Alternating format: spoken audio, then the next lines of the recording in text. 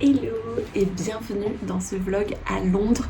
Je suis actuellement au deuxième jour parce que j'ai pas eu le temps de faire l'intro hier car j'ai pris un train à 7h30 du matin et comme c'est l'Eurostar il fallait être une heure avant. Comment dire que je me suis réveillée à 5h30 et qu'en arrivant Airbnb à 17h j'avais l'impression qu'il était 22h, donc je n'ai pas pris le temps de faire cette introduction.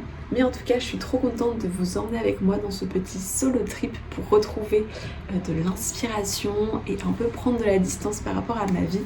Je trouve que quand on est en freelance c'est trop important de prendre ce temps pour soi et de partir, même si c'est voilà un week-end ou 3 jours tout seul, de prendre le temps de réfléchir, de regarder ce qui nous entoure, de se projeter, de s'inspirer, de se remettre un peu les pendules à zéro et de couper un peu de la routine du quotidien. Et du coup j'ai décidé de partir à Londres car il y avait des billets de train pas chers. Au moment où j'ai réservé, j'ai trouvé un Airbnb à Notting Hill et je vais vous faire découvrir des bonnes adresses, que ce soit de musées, de coffee shop, de restos, de petites papeteries ou boutiques de déco. Et bien sûr je mettrai toutes les adresses en commentaire si vous voulez y retourner plus tard lors de votre prochain voyage à Londres. Sur ce, je vous laisse avec ma première journée. Bien arrivée à Londres, je commence avec ma première visite qui est le Tate Modern. Je commence par passer dans la boutique du musée car c'est tout aussi intéressant que les œuvres pour trouver de l'inspiration. Ce qui est cool à Londres, c'est que la plupart des musées sont gratuits, ce qui permet d'en faire beaucoup plus, avec des œuvres tout aussi qualitatives et sans qu'il y ait trop de monde non plus. Je trouve que c'est super bien géré. Et d'ailleurs, ça devrait être plus la norme en Europe car maintenant que j'ai 25 ans et que j'ai bientôt plus la gratuité jeune malheureusement, je me rends compte de la chance que c'est d'avoir accès gratuitement à autant de lieux culturels, notamment sur Paris. Enfin bref, vous allez voir que j'ai donc fait plein de musées à Londres.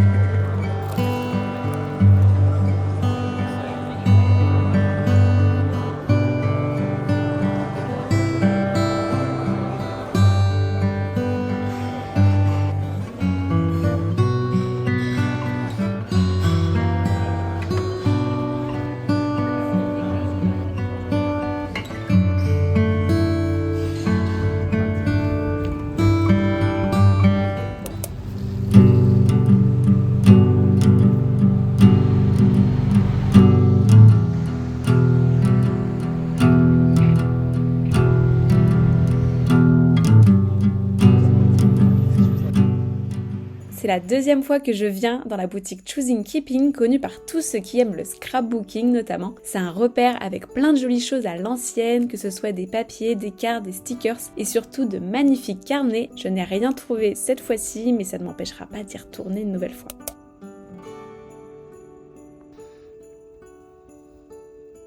Il est temps d'aller manger, il est 18h, mais j'ai trop la dalle, parce que d'habitude je mange à 19h chez moi, je sais, je suis une grand-mère.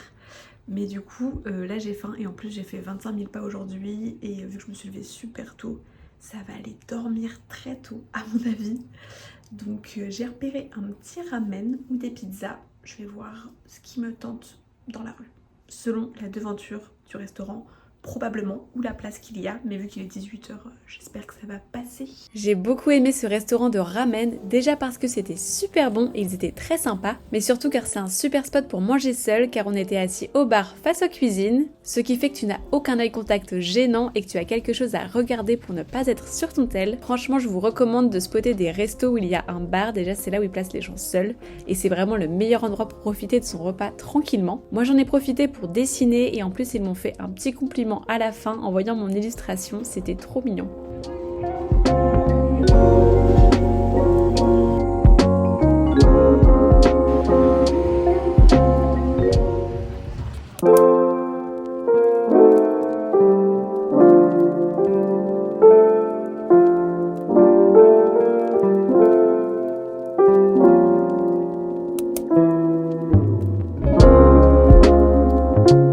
petit-déj préféré, c'est les scones. Alors impossible pour moi de repartir de Londres sans en avoir mangé un. J'avais repéré cette adresse pas très loin de mon logement et je dois dire qu'ils étaient pas mal. Mais si vous avez des adresses où manger de bons scones à partager, vraiment écrivez-les-moi en commentaire s'il vous plaît. J'ai eu la petite surprise de voir de la neige tomber dehors. Ça rend chaque moment tellement magique, franchement j'adore. Et j'ai bien commencé ma journée en complétant une nouvelle page de mon carnet.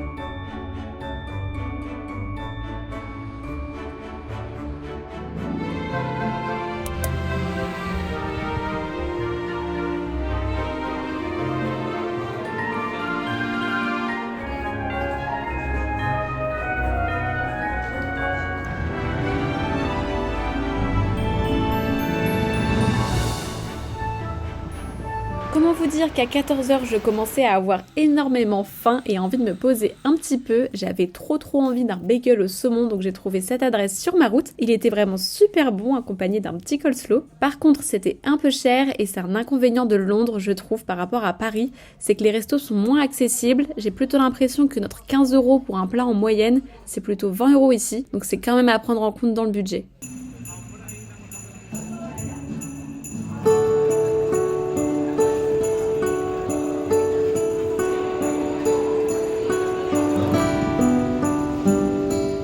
J'aime autant me poser dans un coffee shop car ça me permet de me rendre compte de la vibe de la ville, du quotidien des habitants et de m'imprégner de cette atmosphère. Je peux vraiment rester 2 heures à regarder par la fenêtre, griffonner ou à écouter les discussions des gens qui m'entourent un peu comme un podcast. D'ailleurs, gros coup de cœur pour la vibe de ce minuscule coffee shop caché dans une petite cour. Je vous écrirai l'adresse en description.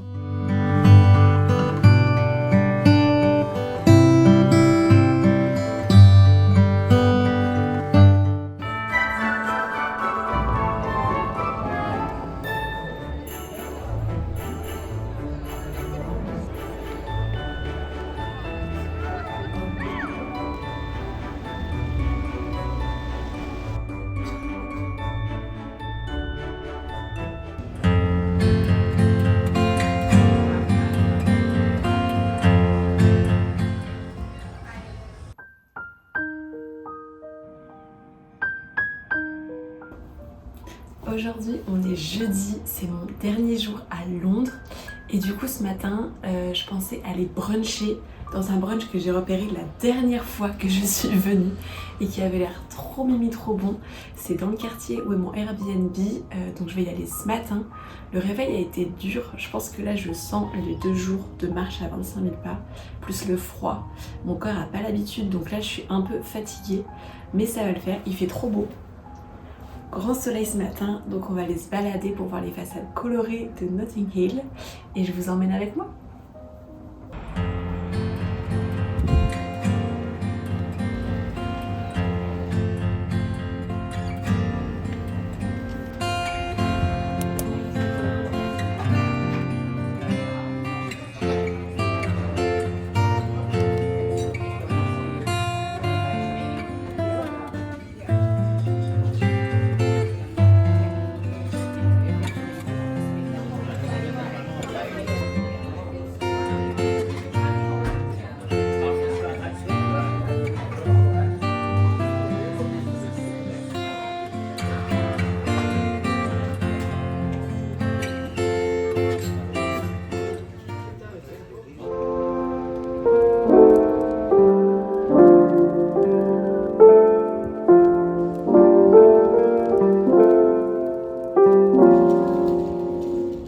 Spitalfields est l'un de mes marchés préférés à Londres car il mêle autant de la nourriture que de l'artisanat et aussi parce qu'il s'y trouve une vraie caverne d'Ali Baba, une boutique trop bien pour trouver des idées cadeaux ou juste des petites choses pour soi.